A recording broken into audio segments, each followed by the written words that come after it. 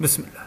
Meg gravit en courant le grand escalier du château et alla frapper à la porte de David. « Entrez, Meg. » Elle pénétra dans la pièce ensoleillée et battit des mains en voyant le jeune homme assis dans un fauteuil près de la fenêtre ouverte. « Vous allez mieux ?» Le docteur Monroe m'a enfin permis de me lever. Le nouveau comte de Northcombe était toujours très maigre et pâle, mais ses yeux avaient retrouvé leur vivacité. « Comment avez-vous pu deviner que c'était moi ?» s'étonna Meg. « J'ai reconnu votre pas dans le couloir, et chacun a une manière de frapper différente. Vraiment. Oui, ma sœur donne 2 coups secs, Madame Livesey un seul coup timide, votre frère 3 coups égaux, et vous, moi, plusieurs petits coups, un peu comme un oiseau. » Elle éclata de rire. « Il est évident que vous allez mieux. » Elle alla s'asseoir en face de lui, en chassant une poussière imaginaire sur sa jupe usée en tartan aux couleurs de Glentoran. Elle laissa échapper un petit soupir, comme elle regrettait de ne pas posséder de toilette en meilleur état. Mais elle avait prêté ses tenues les plus convenables à Viola, si bien qu'il ne lui restait plus grand-chose. « J'aurais voulu descendre dîner avec vous, » déclara David, « mais quand j'ai parlé de cela à Madame Livesey, j'ai cru qu'elle allait avoir une attaque d'apoplexie. » « Je peux très bien l'imaginer. Milord, m'a-t-elle dit d'un ton sévère, ce n'est pas parce que le docteur Monroe vous a donné l'autorisation de vous lever qu'il vous a donné celle de quitter la chambre.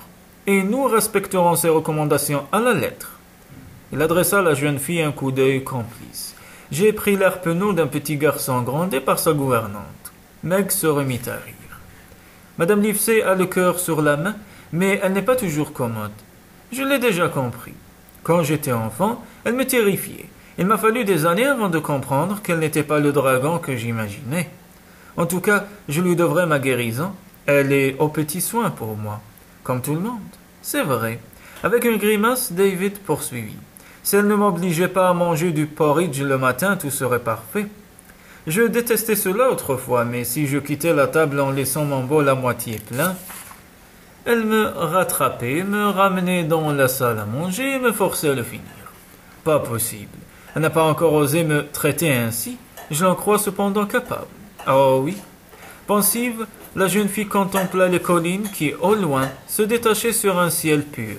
« Vous avez l'air triste, » remarqua David. « Serait-ce ma présence et celle de ma sœur qui vous causent des soucis? Surtout ne pensez jamais cela. Je suis si heureuse de vous avoir ici. C'est passionnant de parler à quelqu'un qui a fait de grands voyages et a vu des choses que je ne verrai jamais. Vous savez, Viola et moi ne sommes jamais allés qu'en Amérique. L'Amérique, mais c'est déjà beaucoup. Songez, vous avez traversé l'océan. Soit, malheureusement, une fois arrivés, nous n'avons rien vu d'autre que New York. Et vous vous plaignez?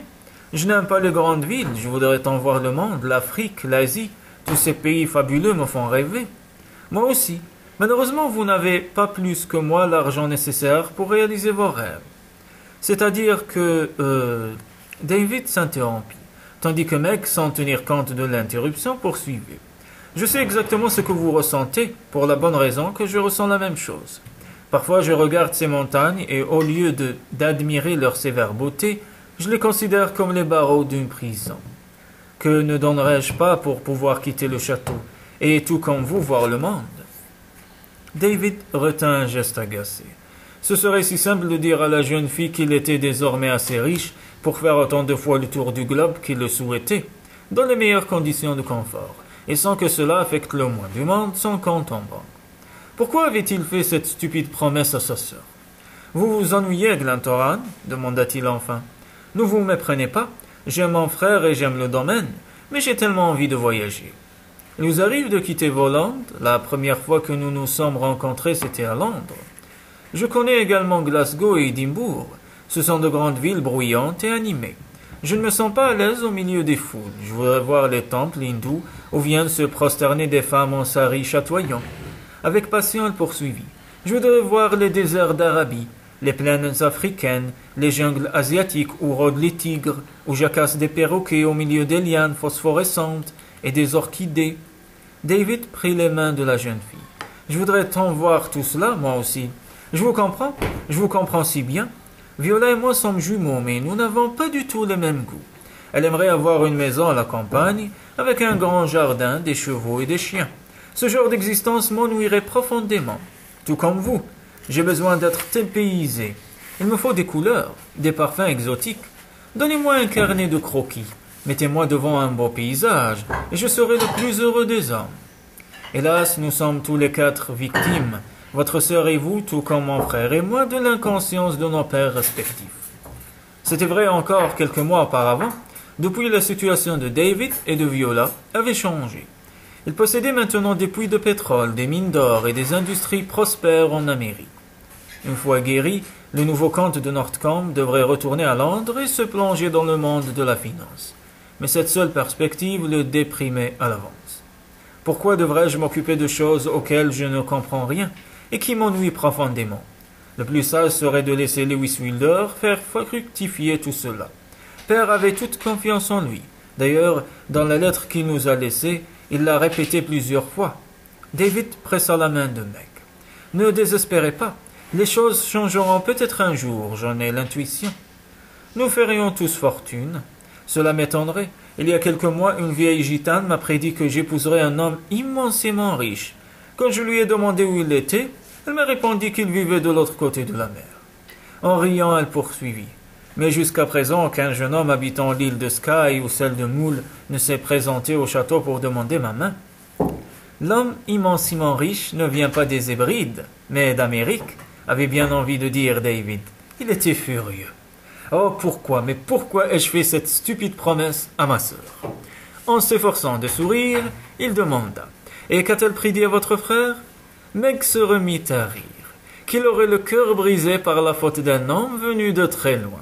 Cela n'a pas du tout plu à Bruce. Que j'ai le cœur brisé par la faute d'une femme, soit, a-t-il dit, mais par la faute d'un homme, honnêtement. S'il fallait prendre au sérieux ce que racontent les diseuses de bonne aventure, c'est toujours amusant de les écouter, assura Meg. Elles ont une telle imagination. Avez-vous vu Viola ce matin? Demanda soudain David. Je l'ai trouvée étrangement silencieuse quand elle est venue me voir en fin de matinée. Je lui ai demandé si elle avait fait une bonne promenade à cheval. Elle m'a répondu que oui, sans rien ajouter. Avez-vous remarqué quelque chose? Meg fronça les sourcils. Maintenant que vous m'en parlez, oui, le comportement de votre sœur m'a étonné. J'ai eu l'impression que quelque chose l'a tracassée. Elle était soucieuse, mais pourquoi? Il s'agit peut-être d'une réaction à la suite de tout ce que vous avez vécu. Vous avez failli tous les deux périr noyés. Vous avez dû avoir horriblement peur. On ne sort pas indemne d'une pareille épreuve. David haussa les épaules. Nous sommes sains et saufs, n'est-ce pas le principal? Bien sûr, mais certaines personnes prennent plus de temps que d'autres pour oublier. David demeura silencieux. Sa jumelle et lui avaient toujours été très proches, si proches qu'une sorte de sixième sens l'avertissait dès qu'elle avait des soucis. Et en ce moment, elle en avait. Il l'aurait juré. Le lendemain matin, Viola se leva de bonne heure. Une fois prête, elle entr'ouvrit silencieusement la porte de David. Quand elle le vit plonger dans un profond sommeil, elle se retira sur la pointe des pieds. « Mon frère dort toujours, dit-elle à Madame Livesey. Ne vous inquiétez pas, mademoiselle, je ne vais sûrement pas aller le réveiller. Comme l'a dit le docteur Monroe, il faut qu'il se repose le plus possible. J'attendrai donc qu'il sonne pour lui apporter son porridge. » Elle sourit à la jeune fille. « Vous êtes bien matinale, mademoiselle Meg, n'est pas encore levée. En revanche, Milord était déjà dehors à 6 heures du matin. » Viola prit son petit déjeuner avant d'aller marcher dans ces jardins qui auraient pu être si beaux s'ils n'avaient pas été laissés totalement à l'abandon. Elle respirait à plein poumon cette brise légère venue de la mer. Une brise qui sentait bon l'iode. Puis ce fut le parfum des roses qui parvint à ses narines.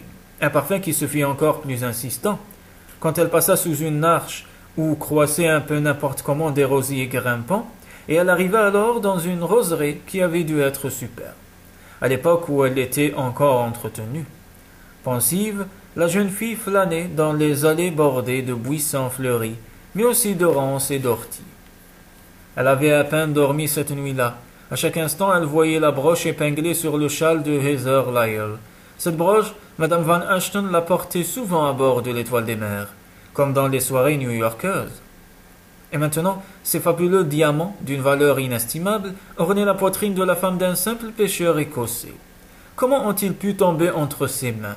Se demanda la jeune fille. Heather aurait-elle trouvé ce bijou sur la côte? Mais en admettant qu'elle se soit détachée de la robe de Madame Van Ashton, elle serait restée au fond de l'eau. Des débris flottants pouvaient être poussés par le courant jusqu'à une plage, certainement pas une broche aussi lourde. La jeune fille tentait de réfléchir. Au moment où l'étoile des mers sombrait, le chaos était total. Un pêcheur a pu récupérer ce joyau, mais pourquoi l'aurait-il donné à la femme de Fergus? Son angoisse allait croissant. Fergus serait-il leur chef? Dans ce cas, le capitaine Howard aurait raison. Des pillards seraient responsables du naufrage. Et le duc, dans tout cela, a-t-il la moindre idée des choses qui se passent? Peut-être sur son domaine? Elle se prit la tête entre les mains. Comment pourrais-je accuser d'un pareil forfait son meilleur ami, d'autant plus que je n'ai aucune certitude, seulement des soupçons. Je me retrouve dans une situation terrible, car elle ne se le cachait plus. Elle était tombée, follement, désespérément amoureuse du duc de Glentoran. Jamais elle ne pourrait lui faire de mal. Que faire, mon Dieu, que faire? Se demanda-t-elle, en s'adossant à un muret de pierre sur lequel cascadaient des roses de toutes les couleurs. Elle huma le parfum d'une rose blanche épanouie. « Ah, vous aimez les fleurs, ma jolie !» La jeune fille sursauta. À quelques pas d'elle se tenait un très vieil homme appuyé sur un bâton noueux. Elle lui sourit. « Ces roses sont si bonnes. Comment peuvent-elles pousser sous ces latitudes? Elle doit faire très froid l'hiver. »« Pas vraiment, car nous bénéficions du Gulf Stream, » dit le duc, qui venait d'apparaître au bout d'une allée. Dans un geste amical, il posa la main sur l'épaule frêle du vieil homme. Quoi qu'il en soit, Artie serait capable de cultiver des roses partout, même au pôle Nord, n'est-ce pas, Artie? Ce dernier lui adressa un sourire édenté. « Bonjour, milord. » À l'adresse de la jeune fille, le duc expliqua. « Artie MacAndrew a été jardinier au château toute sa vie. Il m'a connu tout petit. »« Et quel démon vous étiez, milord ?» Le duc feignit de prendre un air penaud. « Il nous a même donné une fessée, à Fergus et à moi, le jour où nous avons cassé la vitre de l'une de ses serres. Je ne pouvais pas vous traiter différemment que ce diable de rouquin, milord, même si je savais que c'était lui qui vous avait entraîné. Il avait toujours des idées diaboliques. » Le vieil homme agita le doigt. « J'ai souvent dit à ses parents qu'il tournerait mal. » Le duc éclata de rire. « Fergus, vous plaisantez, Artie. »« Pas du tout. Oh, il a l'air de s'être un peu rangé, mais je ne m'y fie pas. » Une telle remarque n'était pas pour rassurer la jeune fille. Elle ne coïncidait que trop bien avec ses soupçons. « Vous avez un couteau, Artie ?» demanda le duc. Dès que le vieil homme lui tendit un canif, il le déplia et coupa un bouton de rose. Puis, après avoir débarrassé la tige de ses épines, il passa la fleur à la boutonnière de Viola. « Merci, murmura-t-elle en rougissant. « Artie, voici mademoiselle de Northcombe. Elle et son frère, je sais. Elles étaient sur le grand bateau qui a heurté les récifs le jour de la tempête. On m'a raconté l'histoire. » Artie hocha la tête. « Vous avez eu de la chance, ma jolie, et vous aimez les fleurs, ce qui est toujours bon signe. » Là-dessus, il ajouta, à l'adresse du duc, quelques mots en gaélique. Puis il s'éloigna à petits pas mal assurés courbés sur son bâton. Le duc effleura le bouton de rose qui ornait maintenant le revers de la jeune fille. « C'est une Grace Darling. » Viola, intensément troublée, retint sa respiration. L'avait-elle imaginé ou bien le duc avait-il vraiment marqué une pause entre Grace et Darling? Chérie. Elle tenta de se reprendre. « Que vous a dit Artie avant de partir ?» Il parlait en gaélique. Évitant soigneusement de traduire les paroles du vieux jardinier, il ajouta. « Vous entendez souvent les fermiers ou les pêcheurs des environs s'exprimer dans cette langue, celtique utilisée en Écosse et en Irlande ?» Ensemble, ils regagnèrent le château. Chemin faisant, le duc déclara. « Le père et le grand-père d'Artie ont eux aussi travaillé ici, comme probablement son arrière-grand-père, son arrière-arrière-grand-père, etc. Malheureusement, ses fils et ses petits-fils ont dû aller à Édimbourg pour gagner leur vie. » Son visage était devenu grave, et ce fut d'un ton presque désespéré qu'il enchaîna. « J'aurais dû perpétuer la tradition et les employer, malheureusement. » Il soupira. « Beaucoup d'aristocrates se retrouvent face à ce problème de nos jours, un problème que vous connaissez mieux que quiconque, puisque vous êtes vous aussi ruiné. Comment pouvez-elle continuer à lui dissimuler la vérité? J'ai accepté son hospitalité, je ne peux pas lui mentir ainsi. Pourquoi lui cacher plus longtemps que je suis désormais richissime? » Elle prit une profonde inspiration, s'apprêtant à lui parler de l'incroyable surprise qui les attendait à New York, son frère et elle. « Bruce? Tiens, voilà mec qui vient à notre rencontre. » La jeune fille les rejoignit d'un pas vif. En voyant son expression, le duc ne s'y trompa pas. « Des problèmes ?» interrogea-t-il. « Elle haussa les épaules. Juste, monsieur Campbell, elle réclame le paiement de la facture pour le fourrage du bétail.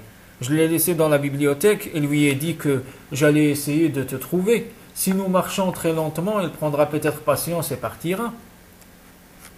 Le duc eut un rire sans joie. Ce serait trop beau. Il jura entre ses dents. Je vais être obligé de le prier de m'accorder encore un délai. Viola les suivit, le cœur lourd. Elle avait été prête à expliquer qu'au lieu d'être pauvre, elle possédait des mines d'or et des puits de pétrole. Meg est arrivé juste quand il ne le fallait pas. Il ne me reste plus qu'à trouver le moyen de parler tranquillement à Bruce. Elle devinait si bien l'état d'esprit de ce dernier. Il devait se sentir humilié à la perspective d'avouer à un fournisseur qu'il était incapable de le payer.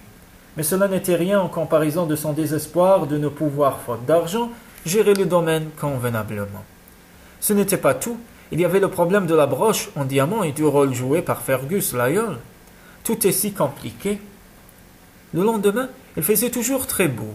La mer avait de couleur azur, digne des lagons tropicaux. Des vaguelettes s'abattaient doucement sur le sable, avec un bruit de soie qui se déchire. Il semblait difficile de croire qu'un bateau pouvait faire naufrage sur ces récifs qui, là-bas, paraissaient bien inoffensifs. Mais, une fois de plus, Viola avait mal dormi. Quand pourrait-elle dire la vérité au duc? L'aveu serait difficile, et comment le prendrait-il? Elle tenta d'imaginer sa réaction en cas d'inversion des rôles. Que penserait-elle? Si le duc était devenu riche, elle le lui avait caché. J'estimerais qu'il ne me fait pas confiance, et cela me rendrait très triste. Elle se promit de lui parler ce soir. Après dîner, je lui demanderai de m'accorder un entretien.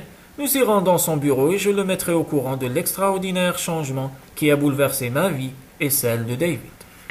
Une fois sa décision prise, elle ne se sentit pas soulagée pour autant, car ce n'était pas tout. Il faudrait aussi qu'elle lui fasse part de ses suspicions à l'égard de Lyall. Un petit soupir gonfla sa poitrine. Comme la vie est compliquée. Elle leva les yeux vers le ciel, où flottaient quelques nuages blancs. Pas un souffle de vent, quel calme.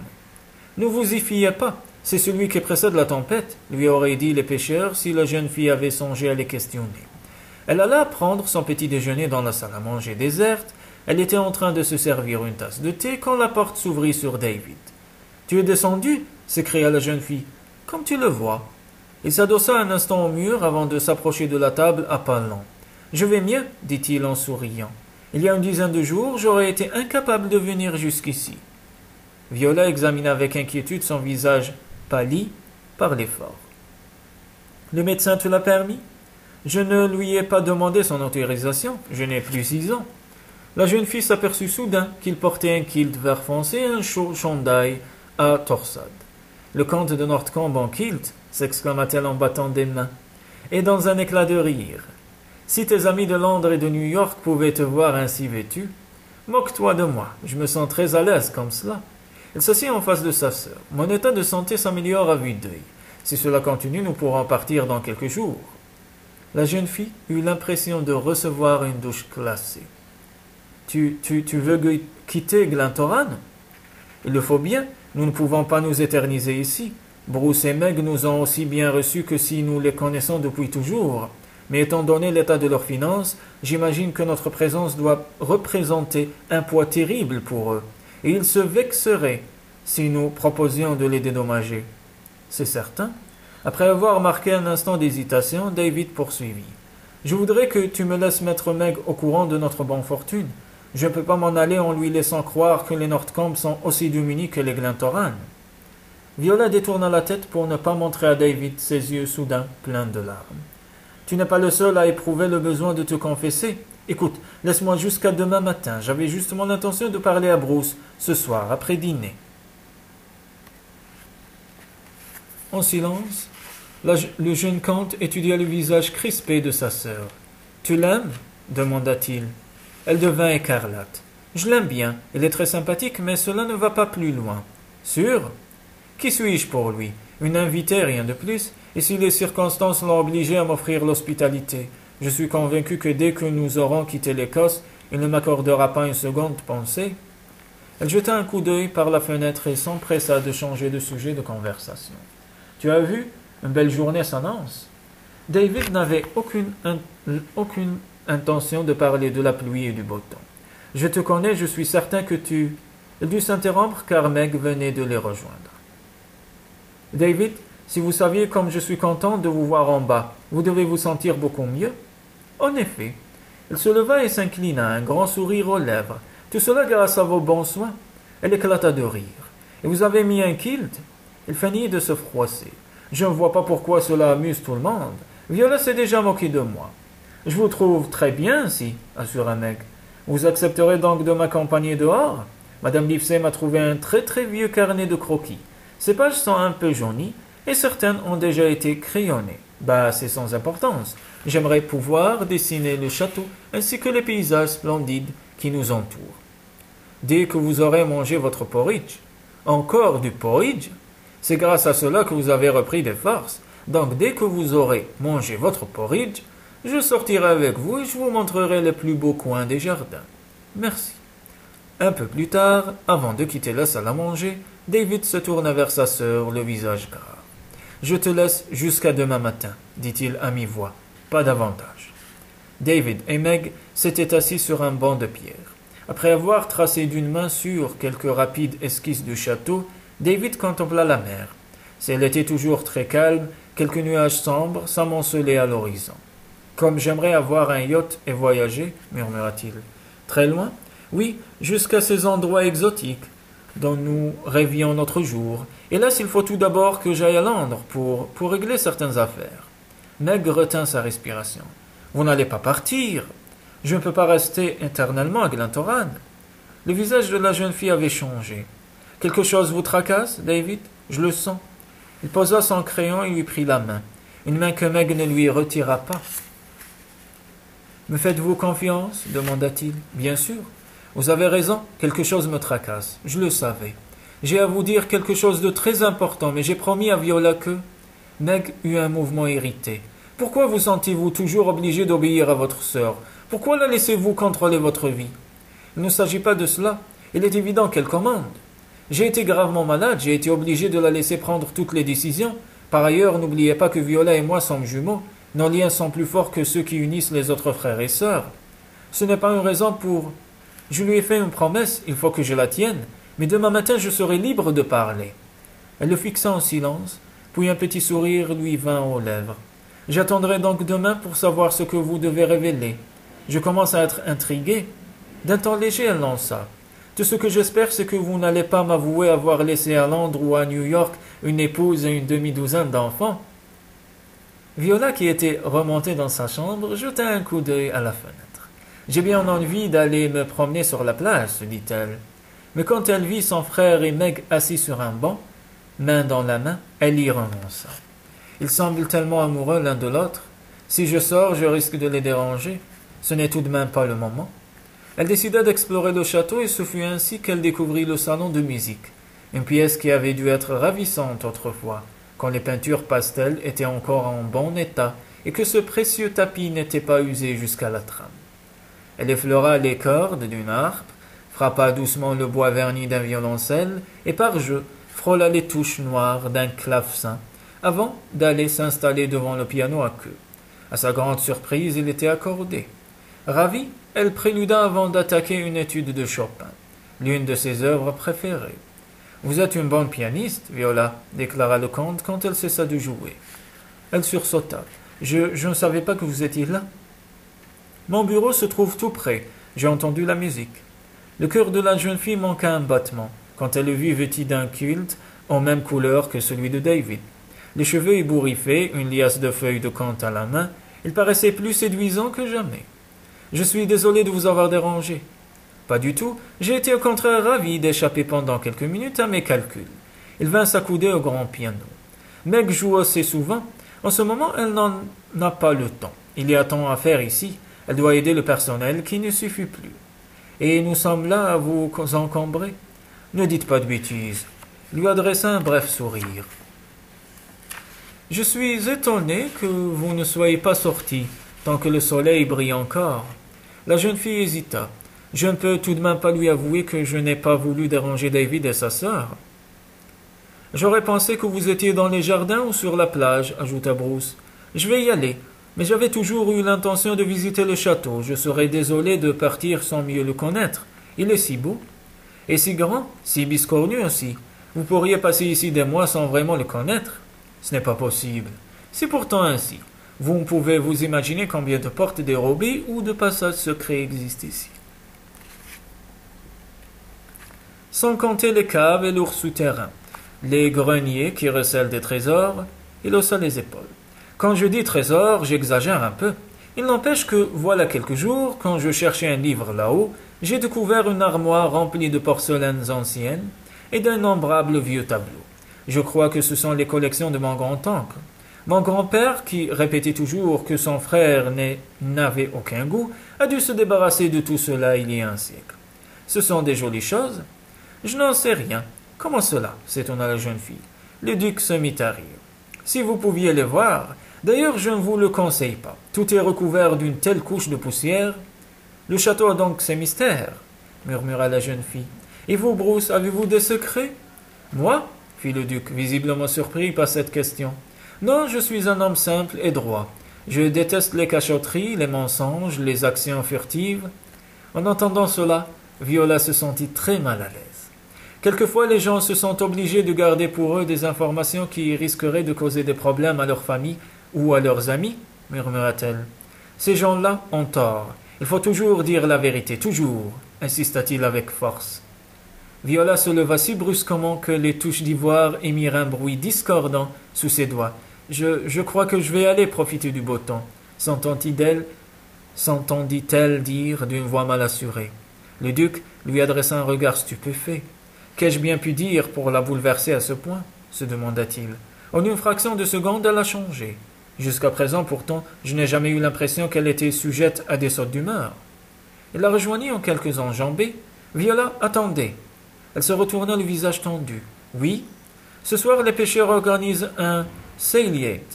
Cela devrait vous amuser d'y assister. Un Seiliade? Une soirée de musique écossaise avec des chants de ces danses. Soyez prévenus, cela ne ressemble pas du tout aux danses de salon, mais je pense que cela devrait vous plaire. En tout cas, ce serait une expérience. La jeune fille ne sut que répondre. Je proposerai volontiers à votre frère de nous accompagner, reprit le duc. Mais Meg a été catégorique. Il n'est pas suffisamment solide pour assister à une telle soirée. Elle va rester au château pour lui tenir compagnie. Vous avez l'habitude d'assister aux fêtes du village? C'est mon devoir, mais même si je ne me sentais pas moralement obligé d'y participer, j'irai. J'adore les Seiliades. Voulez-vous venir avec moi? Elle hésita. Plus elle retardait le moment de lui apprendre que sa situation et celle de son frère avaient changé, plus elle rendait les choses difficiles. Par ailleurs, elle ne savait toujours pas ce qu'elle devait faire au sujet de la broche en diamant, qu'arborait fièrement Heather Lyer. Elle était maintenant pratiquement sûre que Fergus l'avait volée au moment du naufrage. Alors, incita Bruce, vous viendrez? Oui, je vous accompagnerai. Ce sera intéressant de voir une petite fête folklorique. À peine avait-elle prononcé ces mots qu'elle s'en voulut. Que m'arrive-t-il? C'est exactement le genre de réponse polie qu'aurait fait mon amie Charlotte Brent. Si le duc était déçu par sa réaction, il n'en montra rien. Cela devrait vous plaire, répéta-t-il.